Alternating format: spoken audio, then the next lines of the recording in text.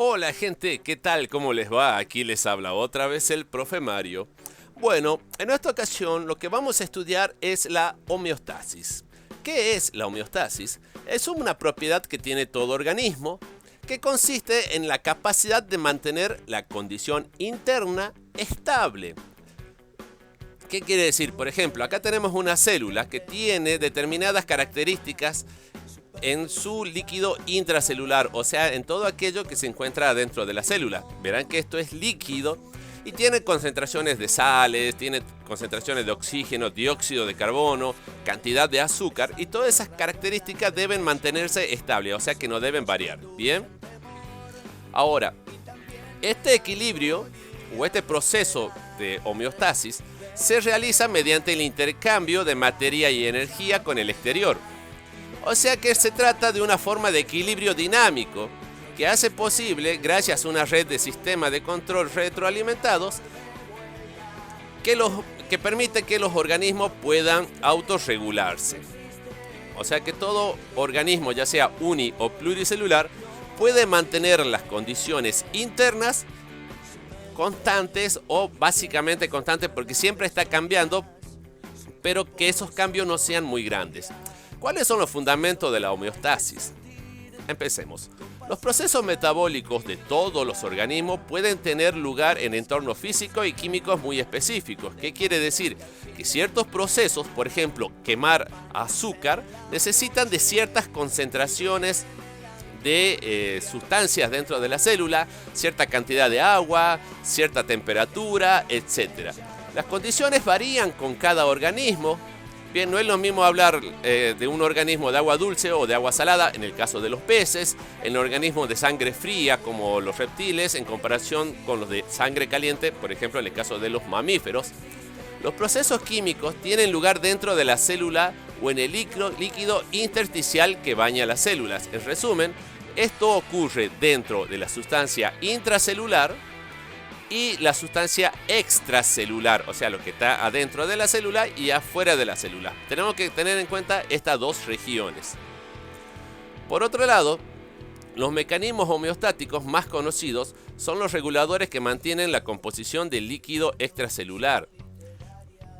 Y por último, los mecanismos que regulan, por ejemplo, van a ser la temperatura, la acidez o pH, la osmolalidad, que hace referencia a todas las sustancias que se hallan disueltas en estas sustancias, ya sea la intra o la extracelular, y las concentraciones de sodio, potasio, glucosa, dióxido de carbono y oxígeno, que son los distintos elementos que participan en el funcionamiento normal de una célula, e incluso también de los organismos pluricelulares.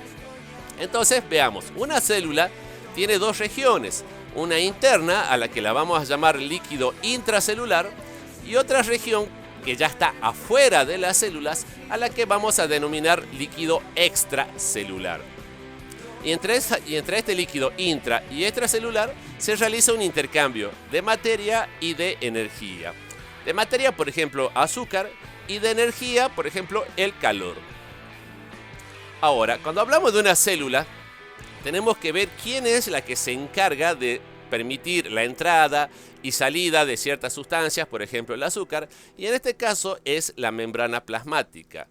La membrana plasmática es la estructura de las células que se encarga de regular el paso de sustancias de un medio a otro, o sea, de la sustancia extracelular hacia lo que está afuera, con la sustancia intracelular, que es lo que está adentro. En una membrana plasmática, ¿qué vamos a encontrar? Fosfolípidos, que son estas pelotitas azules que tienen como dos patitas, medio anaranjadas parece. Tenemos proteínas, que se conocen como proteínas de paso, que permiten el ingreso y salida de algunas sustancias. Ahora, el glucocálix y el colesterol no lo vamos a tomar en cuenta. Bien, con que sepamos que una membrana plasmática tiene fosfolípidos y proteínas, estamos bien por ahora.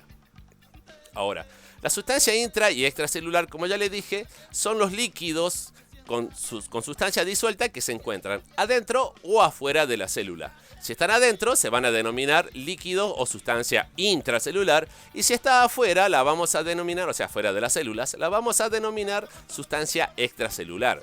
Acá podemos ver, por ejemplo, una membrana plasmática de celeste el líquido extracelular y aquí de este color más clarito el líquido intracelular, o sea, el interior de las células. Y podrán ver que hay distintas sustancias en cantidades diferentes. Por ejemplo, esta letra K significa potasio y podemos ver que hay más potasio adentro que afuera. Bien, o también podemos ver que adentro no hay cloro, que es estas pelotitas verdes que dicen Cl, o estas pelotitas anaranjadas que se llaman sodio, que podemos ver que hay más sodio afuera que adentro. O sea que estas concentraciones son diferentes. El objetivo de la homeostasis es que esto se mantenga constante. Bien, o sea que siempre haya mucho sodio afuera y mucho potasio adentro de las células. Entonces podemos ver, por ejemplo, en esta membrana plasmática, en donde las proteínas de paso, que esto es lo que está acá por debajo de esta flechita, se va a encargar de mandar potasio afuera. Bien, y va a permitir también otras que el cloro entre adentro. O sea que la membrana plasmática no permite el paso del potasio, sino lo que permite la entrada de este componente al interior de la célula o al exterior es esta proteína que se conoce como proteína de paso. O sea, son puertitas que tiene la membrana plasmática. Bien, entonces, en resumen, la membrana plasmática en organismos unicelulares es la que se va a encargar del proceso denominado como homeostasis, o sea, regular el medio interno y externo de las células. Por otro lado, hablaremos ahora de organismos pluricelulares, como nosotros los seres humanos, cualquier perrito, cualquier rata, cualquier pajarito, algún pez. Bien, tenemos ciertas características que debemos regular o mantener estables, como ya le dije que podría ser la temperatura, la acidez, la cantidad de sodio y potasio, de azúcar, dióxido de carbono u oxígeno. Bien, entonces, ¿cómo funciona en un organismo mucho más complejo?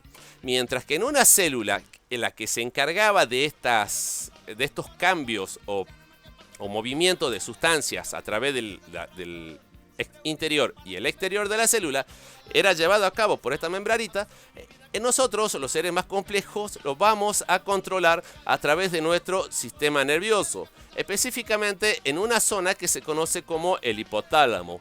Y para explicar este fenómeno de homeostasis, únicamente tomaré lo que es el control de la temperatura. En nosotros, los seres humanos, la temperatura normal oscila entre 36,5 grados y 37,5 grados.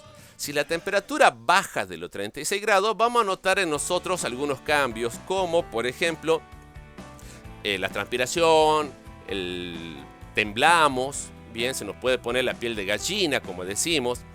Y si cambia la temperatura, o sea, sube, lo que vamos a hacer es transpirar. Se nos puede poner roja la nariz, los cachetes, las orejas. Pero ¿por qué pasa esto? Esto es la manifestación de los procesos homeostáticos que están regulando nuestra temperatura. En este caso vamos a ver 4 zonas de nuestro cuerpo que se encargan de regular esta temperatura. Primero, los capilares que se contraen para conservar el calor cuando hace frío. ¿Qué quiere decir? Cuando hace frío, las venitas de nuestra piel se contraen, o sea, es como que se cierran, de tal modo que ustedes pueden ver que esta estructura medio anaranjadita, rosadita, que es la piel, deja de recibir sangre. ¿Para qué? Para que no se enfríe la sangre. Tengan en cuenta que la sangre, al estar cerca de la piel, se va a enfriar. En cambio, ahora si nos hace calor, va a pasar el efecto contrario. Los capilares sanguíneos se van a llenar de sangre, porque como están cerca de la piel, van a eliminar el calor hacia el exterior, haciendo que nuestra temperatura corporal baje.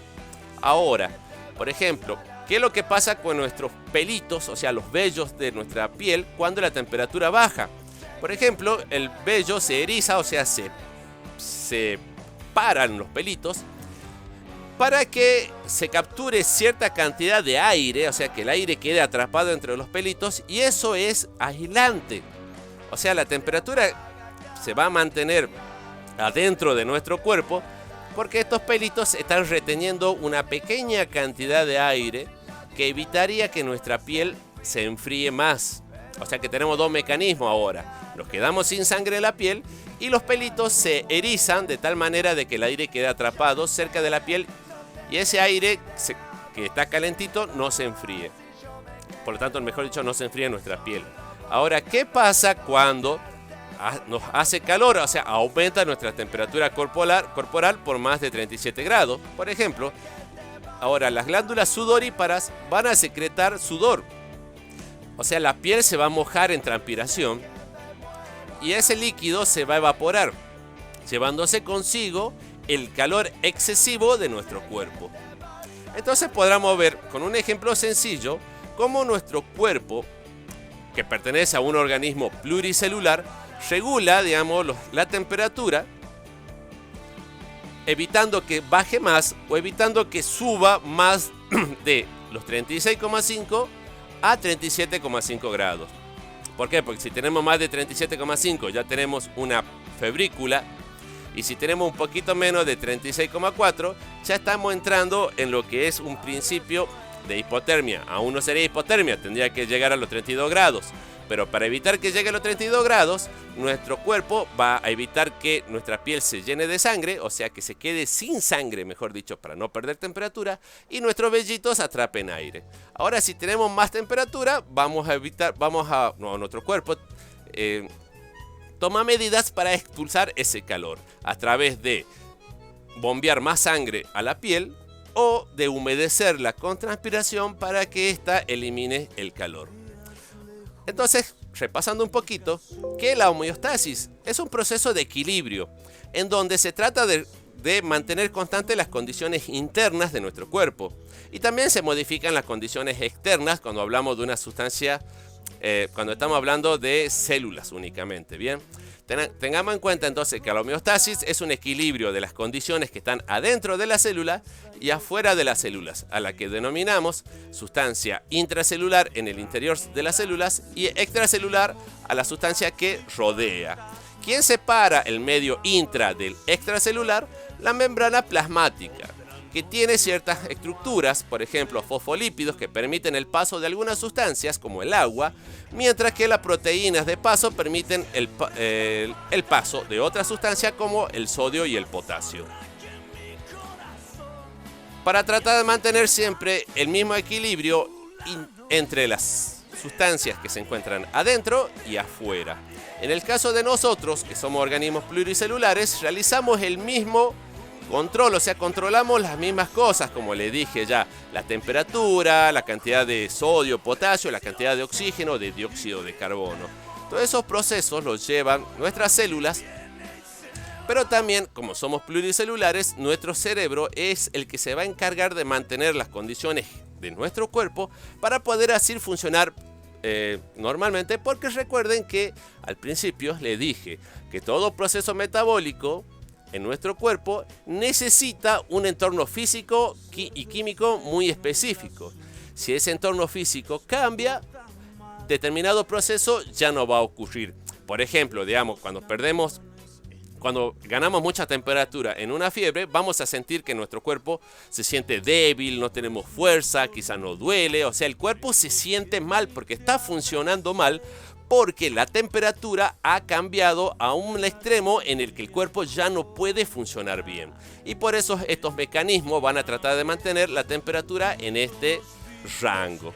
Bueno, espero que hayan entendido qué es la homeostasis, que en resumen es equilibrio. Nuestro cuerpo siempre trata de equilibrarse para que funcione normalmente, y eso es estar sano, bien. Así que bueno, gente, espero que haya sido clara la explicación y que hayan aprendido algo. Nos estamos viendo.